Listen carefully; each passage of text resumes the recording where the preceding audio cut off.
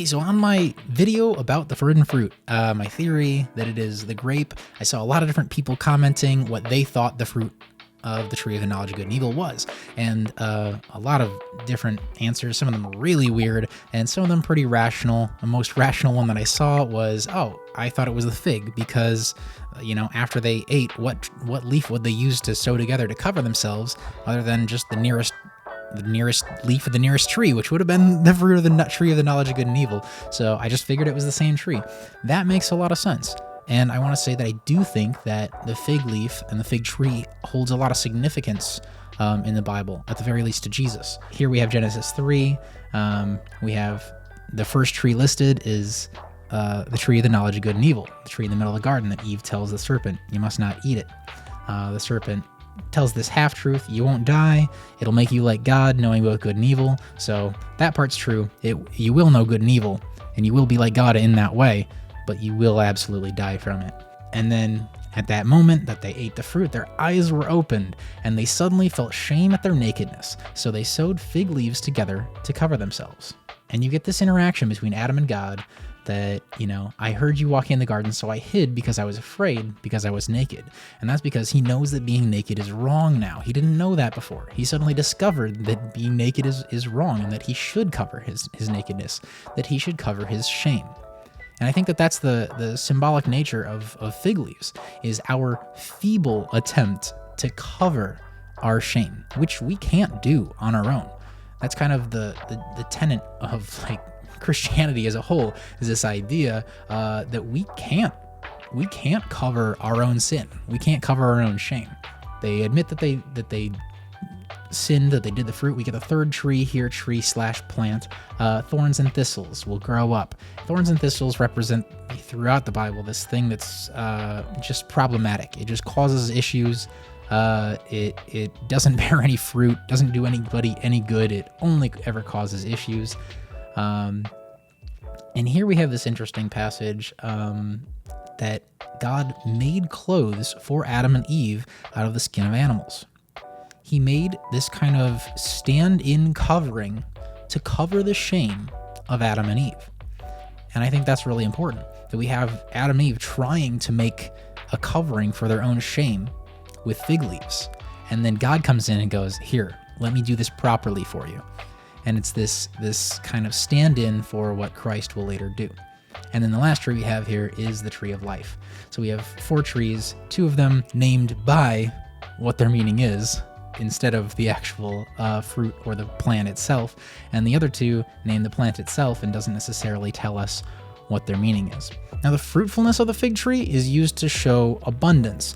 We have when the men came into the land of Canaan initially to scout it, when they first brought back that big bunch of grapes. There's this other line that says they also brought back samples of the pomegranates and figs, which were, I guess, amazing because they brought them back.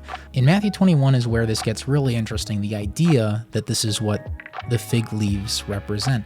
So we have the situation of Jesus cursing the fig tree, which a lot of people have heard of. In the morning, Jesus was returning to Jerusalem, and he was hungry. And he noticed a fig tree beside the road, and he went over to see if there were any figs, but there were only leaves. Then he said to it, may you never bear fruit again. And immediately the fig tree withered up. Now, I think this is interesting that I'd always been taught this story as Jesus was kind of hangry, woke up and wanted food, and some piece in nature did not immediately provide for him, and so he cursed it. And I don't think that that's in Jesus' nature. That's not how I see him act towards nature at any other point, that he just expects it to be doing whatever he wants. This is even the wrong season, for fruit to be growing. Mark tells us that. They went to Bethany. Jesus was hungry. He noticed a fig tree in full leaf a little way off. So he went over to see if he could find any figs, but there was only leaves because it was too early in the season for fruit. There was no reason that Jesus should have expected there to be fruit on this tree. But this in both Matthew and Mark, we get this phrasing here, but there were only leaves. There were only leaves. Potentially to Jesus, this is symbolic of man trying to cover his own sin and failing at it. just an absolute miserable attempt to cover our own sin. And again, the only thing that can cover our sin is his blood. And this is right after, earlier in this chapter, Jesus' triumphant entry. I believe this is like 2 weeks before the crucifixion. Jesus knows that his time to die for our sake is near. And he doesn't want to do it. We know that because he asks God if there's any other way, take this cup from me. And the disciples were amazed when they saw this, and they asked, how did the fig tree wither so quickly? If only they asked why he did it. If they asked, why did you do that? Why did you wither the fig tree?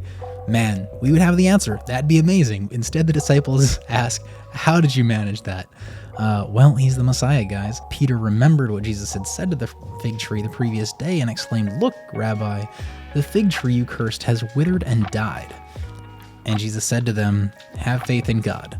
And again, this is potentially having faith in God as compared to trying to figure it out yourself, trying to cover your own shame. The other time that we see Jesus interacting with fig trees is with Zacchaeus, which is a very interesting scenario. Jesus entered the city of Jericho and made his way through the town. There was a man there named Zacchaeus. He was the chief tax collector in the region, and he had become very rich. He tried to get a look at Jesus, but he was too short to see over the crowd, so he ran ahead and climbed a sycamore fig tree beside the road, for Jesus was going to pass that way. When Jesus came by, he looked up at Zacchaeus and called him by name. Zacchaeus, he said, quick, come down. I must be a guest at your home today. Now, this is interesting because we don't see Jesus present this kind of urgency often, if at all. I was trying to look, and at the very least, there's not another time that he uses this word as a command, to command somebody, quickly do this thing right now. It has to be done right now. And my guess would be Jesus, again, this is very close to when he's going to die for the sins of the world. And he sees this man in sin, but he's in the sycamore fig tree surrounded by fig leaves, potentially even like partially covered by fig leaves as he's up in this tree. And Jesus sees that. And I think that was symbolic for him. I think that was a symbol of a man who is trying to, make it himself, trying to cover up his shame himself. And we know Zacchaeus had shame. He immediately says, quickly, get out of there. I don't want to see you in that way, in that light. I want to speak directly into your life. So this is just my theory. This is just how I understand the text. It could be that it was the forbidden fruit. I could be dead wrong. I could be way off base here.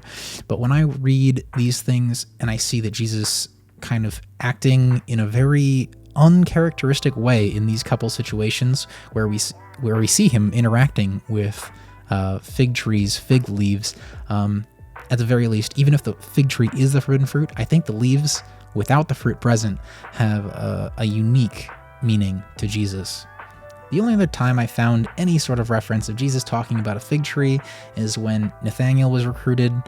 Philip had gone to find Nathanael and found him under a fig tree and told him, hey, I found the Messiah. So yeah, I don't think this is supporting my theory at all. There's no interaction here between Jesus and the leaves of the fig tree at all. He's just talking about a fig tree in general. So there's 3 times that Jesus talks about fig trees, and 2 of them he has a very uncharacteristic for him kind of approach to it. So I would not be surprised if there was some sort of meaning to him there in the figs, especially from the time that he cursed the tree. I thought that was very uncharacteristic, unless you look at it in this light. So thanks for watching. Subscribe for more.